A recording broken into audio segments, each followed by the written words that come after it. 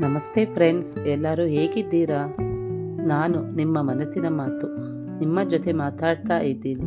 ಇದೇನಪ್ಪ ಮನಸ್ಸಿನ ಮಾತು ಅಂತ ಹೇಳ್ತಾರೆ ಅಂತ ಅಂದ್ಕೊಂಡಿದ್ದೀರಾ?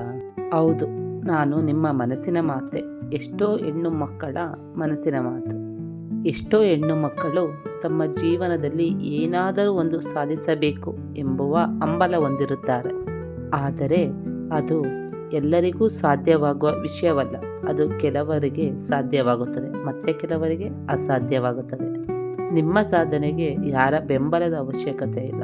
ನಿಮ್ಮ ಸಾಧನೆಗೆ ನಿಮ್ಮ ಬೆಂಬಲವಷ್ಟೇ ಸಾಕು. ಮನೆಯಲ್ಲಿ ಯಾರ ಬೆಂಬಲವಿಲ್ಲದೆ ಮನೆಯ ಪ್ರತಿಯೊಂದು ಕೆಲಸವನ್ನು ಮಾಡುತ್ತಿರುತ್ತಾನೆ.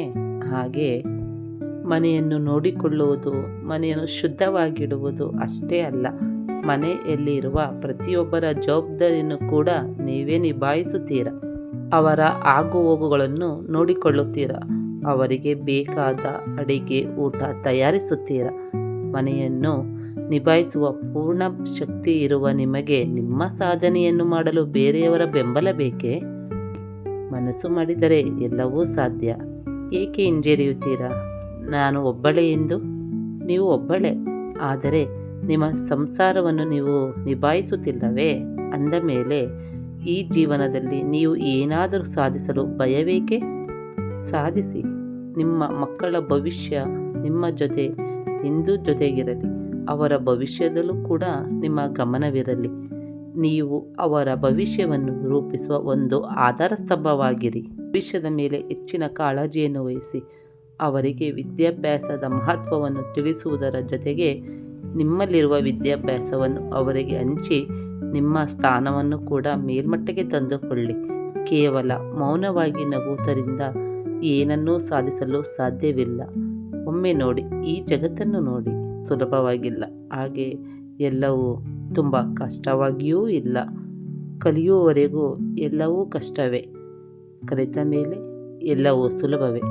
ಕೇವಲ ನೊಂದುಕೊಂಡು ಒಬ್ಬಂಟಿಯಾಗಿ ಕೂರುವುದರಿಂದ ಏನನ್ನು ಸಾಧಿಸುತ್ತೀರಾ? ಅಳುವುದರಿಂದ ಏನಾದರೂ ಸಾಧ್ಯವೇ? ನಗುಮುಖದ ಮುಖವಾಡವನ್ನು ಈ ಜಗತ್ತಿಗೆ ತೋರಿಸಿಕೊಂಡು ಮನಸ್ಸಿನಲ್ಲಿ 108 ನೋವನ್ನು ಇಟ್ಟುಕೊಂಡು ಕೂರುವುದರಿಂದ ಏನಾಗುವುದು? ನಗು ಅನ್ನುವುದು ಕೇವಲ ನೀವು ಬೇರೆಯವರಿಗೆ ತೋರಿಸುವ ಒಂದು ವಸ್ತುವಲ್ಲ. ಅದು ನಿಮ್ಮ ಮನಸ್ಸಿನ ಶಕ್ತಿ. ಅದು ಎಂದು ನಿಮ್ಮ ಜೊತೆ ಇರಬೇಕು. ಕೇವಲ ವಾಸ್ತವಿಕವಾಗಿ ನಗುವುದು ಒಳ್ಳೆಯದೂ ಅಲ್ಲ. ಹತ್ತು ಬಿಡಿ. ನಿಮ್ಮ ಮನಸ್ಸಿನಲ್ಲಿ ಎಷ್ಟು ನೋವು ಇದೆಯೋ ಅಷ್ಟು ಹಿಂದೆ ಮುಗಿದು ಹೋಗಲಿ. ನಾಳೆಯಿಂದ ನಿಮ್ಮ ಭವಿಷ್ಯ ನಗುನಗುತ್ತಾ ಯಾವುದೇ ನಾಟಕೀಯವಿಲ್ಲದೆ ಸಾಗಲಿ. ಮನಸ್ಸಿನಲ್ಲಿ ಎಷ್ಟು ನೋವಿರುವುದು ಎಂದರೆ ನಗಲು ಕೂಡ ಸಾಧ್ಯವಾಗುವುದಿಲ್ಲ. ಯಾಕೆ ನೋವು? ಬೇರೆಯವರ ಬೆಂಬಲ ಯಾಕೆ ಬಯಸುತ್ತೀರಾ?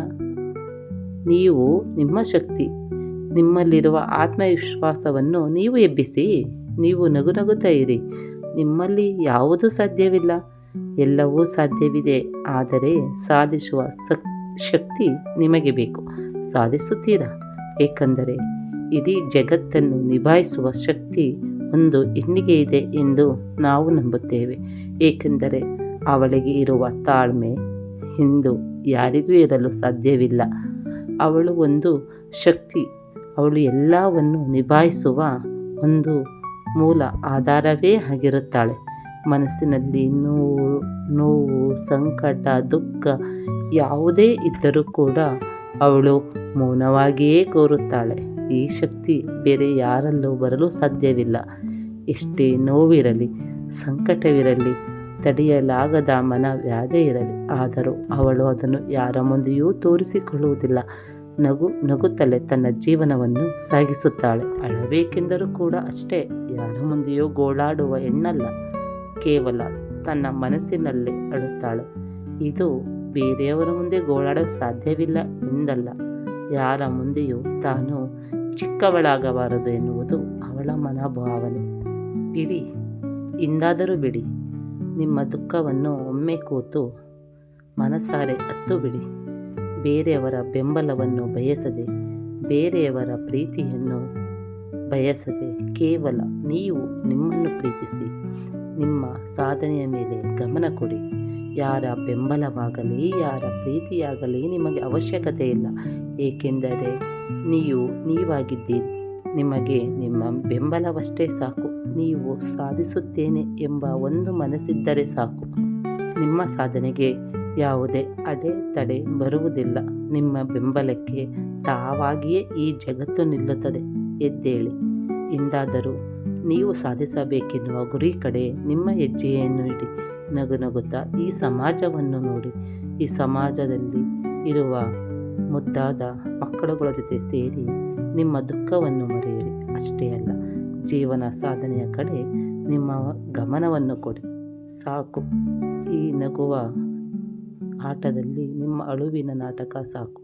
ನಿಲ್ಲಿಸಿ, ನಡೀರಿ ಮುಂದೆ. ನಿಮ್ಮ ಜೀವನ ಸಾಧನೆಯ ಕಡೆ ಗಮನ ಕೊಡಿ. ನೀವು ಒಂದು ರಾಣಿಯಂತೆ ಜೀವಿಸಿ. ಏಕೆಂದರೆ ಯಾವ ರಾಣಿಯೂ ಕಷ್ಟವಿಲ್ಲದೆ ಬಂದವರಲ್ಲ. ಆದರೆ ಅವರ ರಾಣಿಯತನವನ್ನು ಎಂದು ಅವರು ಬಿಟ್ಟಿಲ್ಲ. ನೀವು ಅದೇ ರೀತಿ